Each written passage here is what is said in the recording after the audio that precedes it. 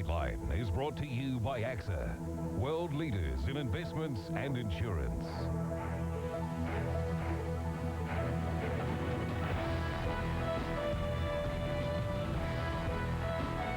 Tonight on Nightline, 3 men walk free after a witness changes his story in the Wallace Fatuira murder case. Dunedin's Channel 9 gets its plug pulled, and with it goes a popular show. How was your evening on a scale of, 1 to 10? Well, I'd say 10 up to the point where I couldn't get my pants off, and then it dropped down to about a 0.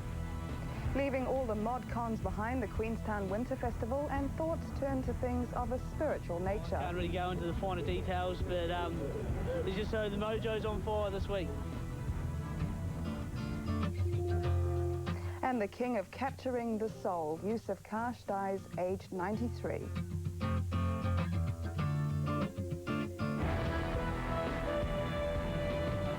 This is Nightline with Rebecca Singh. Kia ora, good evening. 3 Mongrel Mob members charged with the killing of a black power prospect in Palmerston North are tonight free men. 16-year-old Wallace Fatuira was found dead in the front yard of a house in the suburb of Highbury on Waitangi Day. The Crown had to concede there was insufficient evidence for the case to proceed after a witness to the shooting recanted earlier statements to police. There were no gang patches, but plenty of security at the Palmerston North Court. Even shoes and belts had to be removed to pass through a super-sensitive metal detector. The reason for the security? Ongoing hostilities between the Mongrel Mob and Black Power that even erupted on the day of Wallace Fatuira's funeral. The 3 accused had their last trip in custody when they arrived at court this morning. Mongrel Mob member Leon Hakaraya was charged with Fatuira's murder. 2 other mob members charged with manslaughter. The 16-year-old was a prospect for Black Power, his uncle the gang's president. The only witness to give evidence, an associate of Black Power, was out with Fatuira when he was shot. The witness gave his evidence from an undisclosed location via a video link. He said he was unsure who shot Fatuira and the affiliation of the group that was chasing them. But in a police statement made 6 days after the shooting, he said it was the Mongrel Mob after them, and he identified the 3 accused as being part of the group. At the request of the prosecution, he was named a hostile witness. After that, prosecutor Peter Butler conceded there was insufficient evidence for the case to proceed to trial. A frustrating end for police. We rely on the cooperation and the integrity of the witnesses that we deal with, and in the absence of that cooperation and integrity in the presentation of the evidence, there can be, as occurred today, a situation where it is incumbent on Crown to make an application. Police say it's hard to anticipate what effect today's decision will have on the relationship between the gangs, but a flare-up has to be considered. Jason Rhodes, 3 News. The historic North Island clifftop known as Young Nick's Head is back in the spotlight as a group of Maori protesters occupy the land. They want the land's ownership kept in New Zealand as American businessman John Griffin attempts to buy it. A message spelled out for all to see. Soon after dawn, 30 members of the local iwi battled up the steep cliffs of Young Nick's Head to stake their claim. Tonight, the official flag of Ngā Tamanuhiri flies from the summit. We believe that a statement has to be made and a question has to be asked. The question is, what price the treasures of New Zealand? The question to all New Zealanders is, if Young Nick's Head is sold, then everything and anything is for sale in New Zealand. Young Nick's Head is owned by an Australian-based New Zealander, but the landmark is on the brink of falling into foreign hands. New York banker John Griffin is offering just under $4 million for the 660-hectare property. He's promised iwi continued access to the land, but Ngā Tamanuhiri says Young Nick's Head is too important, historically and spiritually, to be sold.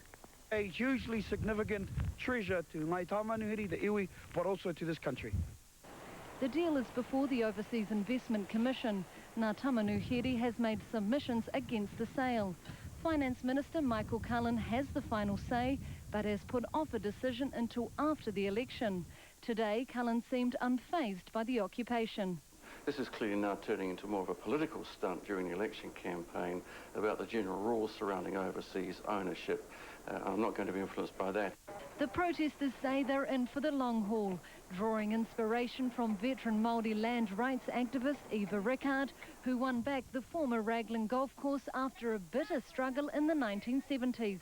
Her occupation lasted nearly 5 years. Amanda Gillies, 3 News.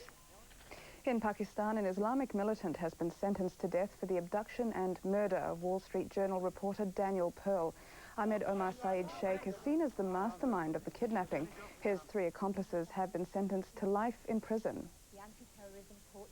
Insofar as international terrorism is concerned, it also conveys the message that such acts are to be controlled with an iron hand. Pakistani authorities are tonight bracing themselves for a possible militant backlash to the court ruling. French President Jacques Chirac has survived an assassination attempt after a man fired at him during Bastille Day celebrations. The man, who was described as emotionally disturbed, pulled a fully loaded rifle from a guitar case, getting off 1 shot before he was wrestled to the ground. The gunman attacked during the annual Bastille Day parade in Paris. President Chirac was standing up in an open jeep about 130 feet from his assailant. The gunman had managed to penetrate the tight security around the famous Arc de Triomphe at the top of the Avenue des Champs-Élysées. He fired just as Chirac's car turned into the avenue. The faint crack of a rifle could be heard twice. I heard a noise while I was looking ahead, and I saw somebody who had a rifle, says this eyewitness. Another person knocked his arm up to stop him. He was overpowered by police within seconds. They identified him as a 25-year-old neo-Nazi with a history of violence and emotional problems. Witnesses said he had pulled his weapon, a .22 caliber hunting gun, out of a guitar case. He later tried to turn the gun on himself. Police said he was demented. He was taken to a police psychiatric unit. It's not clear whether the French president was even aware he was being shot at, but the attack will raise questions about the level of security around him. He likes to be in the contact, to merge into the crowd. I think after what happened today, all the security services and the Secretary of Interior probably will tell him, now, Mr. President, enough of all that. The parade continued as if nothing had happened. The test flight of a Japanese superjet has ended in a multi-million-dollar fireball in the Australian outback. After 6 months of preparation, the test was over in less than 13 seconds.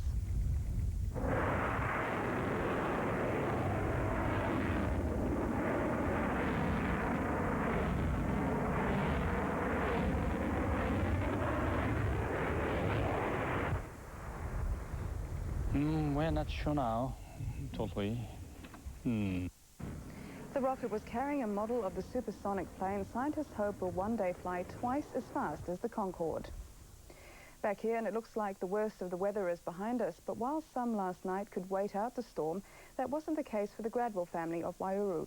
They can thank the police, fire and ambulance services and the army for their new baby. The healthy cry of a baby who's had a lot of help into the world. Melanie went into labour at 2 a.m. when there was 20 centimetres of snow around her house. The fire service and police were already involved when their ambulance slid into a ditch. The police ended up towing us on the back of the ambulance up to the Waiouru hospital. At Waiouru Camp Hospital, the decision was made to transfer Melanie to Taihape Hospital. Melanie had a midwife in Taihape. It felt that her contractions were 4 minutes apart, that we had ample time to get her to Taihape. That's where the Unimog ambulance comes into it. State Highway 1 was closed, but not to vehicles like this. For Melanie, though, it was going to be a slow, painful trip. It was very uncomfortable, very, very bumpy. You could tell like where the graders had graded the road and where they hadn't. Blake was born only 10 minutes after they arrived at Taihape Hospital. The Gradwells were able to joke after their ordeal was all over. It should be called Snow White for a girl and Snowstorm for a boy. But now they're just looking forward to getting back to Waiouru and their 2 other children. Road closures permitting, that is. Kim Haring, 3 News. Dunedin's local television station had its plug pulled tonight after 4.5 years on air, leaving over 20 people unemployed. Staff at Channel 9 were made redundant last Wednesday, but had signed a 4-day contract with a potential buyer. One of the station's most popular shows was Cow TV, which documented students' extracurricular activities, including the infamous Walk of Shame. How was your evening on a scale of, I think, 1 to 10? Well, I'd say 10 up to the point where I couldn't get my pants off, and then it dropped down to about a 0. It's a 10-day party with 25,000 guests. Queenstown's Winter Festival is perennially popular with snow lovers, including Nightline ski bunny Nikki Omer, who is there soaking up the action and trying to get some work done. It's one week of the year where apparently no one sleeps very much, choosing to indulge in plenty of this instead.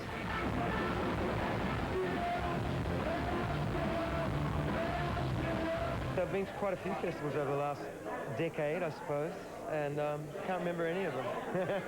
So they must be brilliant. But not forgetting the real reason the punters are here, hijinks in the snow.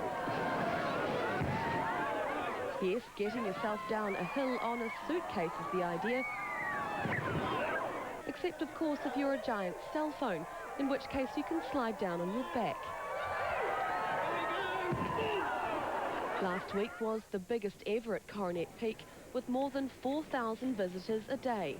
In fact, this place is so busy that one day last week, nearly every ski hire place in Queenstown ran out of gear, and hundreds of people had to miss out.